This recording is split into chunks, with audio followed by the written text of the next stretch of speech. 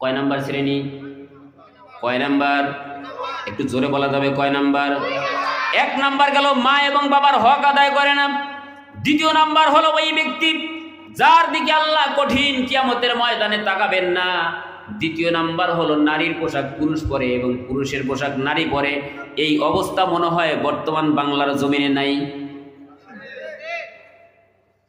এই যে শীতের মধ্যে কনকনে শীত, অনেক যুবক আছে দেখবেন, এখন হয়তো কম দেখা যায়, কিছু কিছু যুবক আছে হাতে তো একটা বেড়ি পরে, এটা তো ঘড়ি, এটা কিন্তু ওর বেড়ি না, হাতের ভিতরে বয়লা পরে, বয়লা। জেলখানার কয়েদিদের যেরকম হাতে বয়লা পরানো হয়, এরকম হাতে স্টিলের বয়লা পরে। আছে না এরকম যুবক? নাই মনে হয়, দেখেননি? শুধু বয়লা পরে দেয় না, গলার ভিতরে চেন পরে, এরকম যুবক নাই?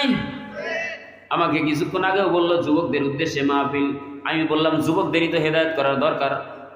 বর্তমান যুবক যদি হেদায়েত হয়, আগামীর প্রজন্ম ভালো হবে। কথা কন ঠিক কিনা? এখন বৃদ্ধদের চেয়ে, বৃদ্ধ বাবাদের চেয়ে যুবকদের হেদায়েতের দরকার কম না বেশি? আগামীর প্রজন্ম যদি ভালো রাখা লাগে, আগামীর প্রজন্ম ভালো হোক, সেই হিসেবে যুবকদের হেদায়েতের দরকার কম না বেশি? কিন্তু যুবকেরা গলার ভিতরে চেন পরে। ও যুবক, গভীর মনোযোগ দিয়ে খেয়াল করো, তোমার গলায় যদি চেন থাকে, সেটা হলো মহিলাদের গলার চেন। তুমি হয়তো ভাববে আমি বাজার থেকে কিনছি, কোনো মহিলার চেন না। এটা কোনো মহিলার চেন না হতে পারে, কিন্তু এটা পরে তো মহিলারা। কথা কন ঠিক কিনা? কিন্তু তুমি যদি মহিলাদের চেন পরো, এই চেনটা পরো, তুমি যদি ঘরো, কঠিন কিয়ামতের ময়দানে রব্বে কারীম তোমার দিকে চোখ তুলে তাকাবেন না। শুধু চোখ তুলে তাকাবেন না তাই না, এই যে সামনে আসতেছে 16ই ডিসেম্বর আসতেছে না, তখন বিভিন্ন দিক থেকে বিভিন্ন অঙ্গভঙ্গিমায় মানুষদেরকে সাজানো হয়। অনেক পুরুষ দেখবেন মেয়ে লোক সেজে সেজে যেমন খুশি তেমন সাজো। অনেক পুরুষও আছে নারীর সাজ সেজে যেমন খুশি সেমন সেজে স্টেজে যায় কি যায় না? কিন্তু খেয়াল করো, আল্লাহ যদি তোমার মাফ না করেন, আল্লাহর কাছে যদি তওবা না করতে পারো, যুবক কান খাড়া করে শোনো, কঠিন কিয়ামতের ময়দানে তোমার দিকে আল্লাহ চোখ তুলে তাকাবেন না, যখন একমাত্র শুধুমাত্র কেবলমাত্র রব্বে কারিমের ভালোবাসা ছাড়া বাঁচার কোনো উপায় নাই। আর এই ভালোবাসার রব্বে কারিম যদি তোমার দিকে চোখ তুলে না তাকান, তাহলে বাঁচার উপায় আছে? এরা গলার ভিতরে চেন পরে, মাথার চুল লাল করে করে মেয়েদের ভঙ্গিমায় চলাচল করে। হয়তো অনেকেই মনে করতে পারেন হুজুর, এখন যুবকরা তো যুগের সাথে তাল মিলায়, এরকম আছে না নাই? আছে না নাই? যুবকরা এখন মনে মনে ভাবতেছে, হুজুর আপনি তো বলেন, আপনারা তো হুজুর মানুষ, আপনি কি বুঝবেন, আমরা তো যুগের সাথে তাল মিলাই। এরা কিসের সাথে তাল মিলায়? যুগের সাথে তাল মিলাইয়া চলছে দেখো পোলাপান, এমন একটা দেশের মাঝে আছি মুসলমান। ঠিক কিনা? যুগের সাথে তাল মিলাইয়া চলছে দেখো পোলাপান, এমন একটা দেশের মাঝে আছি মুসলমান। তারা প্যান্ট পরে যে গিরার নিচে পাঞ্জাবিটা মাজায়, কালো চুলটা লাল করিয়া মেয়ের দিকে তায়। নাই মনে? তারা প্যান্ট পরে যে গিরার নিচে পাঞ্জাবিটা মাজায়, কালো চুলটা লাল করিয়া মেয়ের দিকে চায়, আবার মিষ্টি মিষ্টি হাসি দিয়া তোলে আই লাভ ইউ স্লোগান, এমন একটা দেশের মাঝে আছি মুসলমান। ঠিক না? এরা যুগের সাথে তাল মিলায়। যুগের সাথে তাল মিলায় তারা কি করে? কানের ভিতরে দুল পরে, গলার ভিতরে মালা পরে। তাই রাজীবপুরি মাঝে মধ্যে বলে, তারা একটি কানে দুল পরিয়া স্বর্ণের চেন দেয় গলে, হাতের নখটা লম্বা করে বানর বেশে চলে। আছে না নাই? তারা একটি কানে দুল পরিয়া স্বর্ণের চেন দেয় গলে, হাতের নখটা লম্বা করে বানর বেশে চলে। হাদিসে নাই এমন ফ্যাশন আছে ও ভাই, কোরআনে নাই এমন ফ্যাশন, কোরআন পড়ে জানলাম এমন একটা দেশের মাঝে আছি মুসলমান। ঠিক না? যুগের সাথে তাল মিলাইয়া চলছে দেখো পোলাপান, এমন একটা দেশের মাঝে আছি মুসলমান। ও যুবক, তোমারে বলতে চাই, দক্ষিণ কামারিয়ার যুবক সমাজদেরকে বলতে চাই, যুগ চলতে পারে আবু জেহেলের কায়দায়, যুগ চলতে পারে নমরুদের কায়দায়, যুগ চলতে পারে ফিরাউনের কায়দায়, হামানের কায়দায়, কিন্তু তোমারে আমারে চলতে হবে আবু বকর, ওমর, ওসমান, আলীর কায়দায়। কথা কন ঠিক কিনা? আল্লাহ পাক রব্বুল ইজ্জত ওয়াল জালাল দক্ষিণ কামারিয়ার যুবক সমাজদেরকে কোরআন মোতাবেক জীবন গঠন করার তৌফিক দান করেন, বলি আমিন। এটা হলো যুবকদের কথা। কিন্তু যুবতীদের ব্যাপারে বর্তমান জামানায় ওই কঠিন কিয়ামতের ময়দানে দ্বিতীয় নম্বর শ্রেণী যারা রয়েছে, যারা যুবক হওয়া সত্ত্বেও মেয়েদের পোশাক পরে ঘোরে, আবার মেয়ে হওয়া সত্ত্বেও যারা পুরুষের পোশাক পরে ঘোরে। দ্বিতীয় নম্বর শ্রেণী, মেয়ে হওয়া সত্ত্বেও পুরুষের পোশাক পরে, জিন্সের প্যান্ট পরে, সাধারণত একটা হাফ পাতা গেঞ্জি পরে। এরকম মেয়ে বাংলাদেশের জমিনে হয়তোবা গামারিয়াতে, দেওয়ানগঞ্জে নাই, হয়তোবা আমাদের জামালপুর ডিস্ট্রিক্টেও নাই, কিন্তু বিভিন্ন জায়গায় তাকালে দেখা যায় কি যায় না? এখানেই আছে। আল্লাহ হেদায়েত দান করুক বলে আমিন। এক ভাই বলতেছে এদিকেও আছে, এদিকে যদি থাকে আল্লাহ হেদায়েত দান করেন বলে আমিন। ও মা ও বোন, দিলের কানটা লাগান, গভীর মনোযোগ দিয়ে খেয়াল করেন। আপনি মা হওয়া সত্ত্বেও, আপনি মেয়ে হওয়া সত্ত্বেও যদি পুরুষের পোশাক পরেন আর যদি তওবা করে মৃত্যুবরণ না করেন, কঠিন কিয়ামতের ময়দানে আপনার দিকে আল্লাহ চোখ তুলে তাকাবেন না। সুতরাং এই সমস্ত পোশাক থেকে আমাদের বিরত হওয়ার দরকার আছে না নাই? এদেরকে চেনা যায় না, মেয়ে না পুরুষ। এই যে আজকেও আপনাদের এলাকায় আসতে এক যুবকরে দেখলাম মাথার ভিতরে খোপা বাঁধছে, এরকম করে ক্লিপ লাগাইছে বেশ কয়টা। আমি একবার গাড়ি ব্রেক করলাম সামনে, আমার গাড়ির পিছনে ছিল দুইজন। এদের বললাম একটু খেয়াল করছো নি? মাথার ভিতরে খোপা বাঁধছে। ভালো করে তাকাইয়া দেখলাম যুবক, অবশ্যই ছেলে মানুষ। আমার কাছে সন্দেহ হলো, আবারও ব্রেক করলাম, দেখলাম না আসলেও ছেলে মানুষ, কারণ গোপ গোজাইছে, ছেলে মানুষ। কিন্তু এদেরকে চেনা যায় না। অনেক মা বোনেরা এরকম আছে, জিন্সের প্যান্ট পরে, গেঞ্জি পরে বাজারে যায়, মাথার চুলগুলো খাটো করে বাজারে যায়। ও মা ও বোন, তোমার তো এই পোশাক মানায় না, কারণ তোমার দিকে আল্লাহ কঠিন কিয়ামতের ময়দানে তাকাবেন না। এই সমস্ত ভুল থেকে আমাদের সংশোধন হওয়ার দরকার আছে না নাই?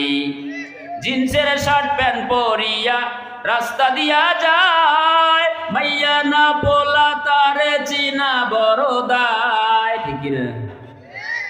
আজকেই যেরকম ব্যাগিসাই বলছিলাম, জিন্সের শার্ট প্যান্ট পরিয়া রাস্তা দিয়া যায়, মাইয়া না পোলা তার চিনা বড়দায়। আল্লাহ গো কোন দুনিয়ায় পাঠাইলাই আমায়। ঠিক না?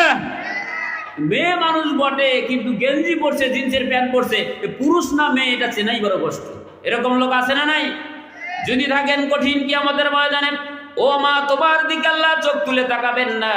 শুধু তাই না, তৃতীয় নম্বর শ্রেণী হলো ওই সমস্ত মানুষ যারা দায়ুস চেনেন তো?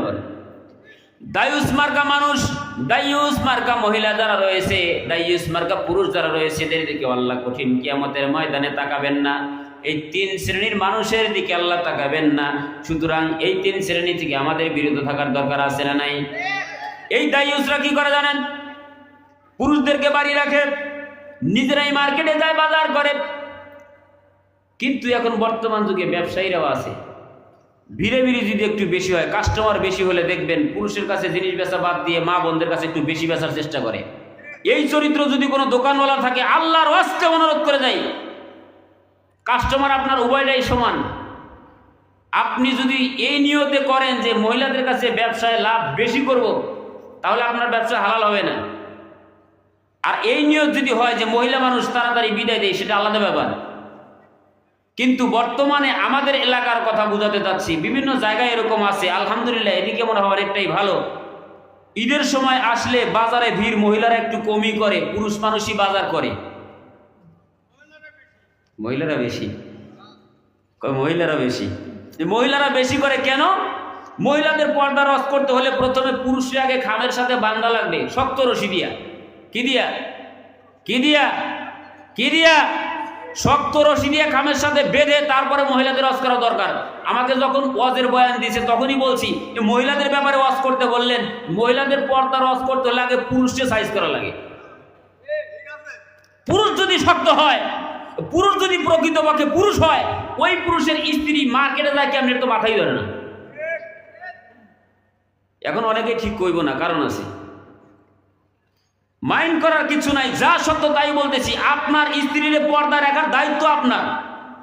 গভীর মনোযোগ দেন, আল্লাহ রাসূলের হাদিস থেকে শোনাই। একজন পুরুষ যদি জাহান্নামী হয়, শুধুমাত্র পুরুষ জাহান্নামী হয়। কিন্তু একটা মহিলা যদি জাহান্নামী হয়, 4 জন মানুষে জাহান্নামে নেয়। কয়জন? আরো জোরে, জোর হলো না। 4 শ্রেণীর মানুষ জাহান্নামে নেয়। মেয়ে যদি জাহান্নামে যায় সঙ্গে করে বাবারে নিয়ে যায়। সুতরাং বাবা যারা মেয়েরে মার্কেটে পাঠান একটু গভীর মনোযোগ দেন, একটু খেয়াল করেন। মেয়েটারে আপনি দায়ুস বানাচ্ছেন।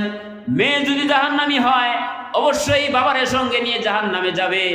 বাবার অনুপস্থিতিতে বড় ভাই যদি থাকে, মেয়ে যদি জাহান্নামী হয় ভাইটারের সঙ্গে নিয়ে যায়, এর কয়জন হইল?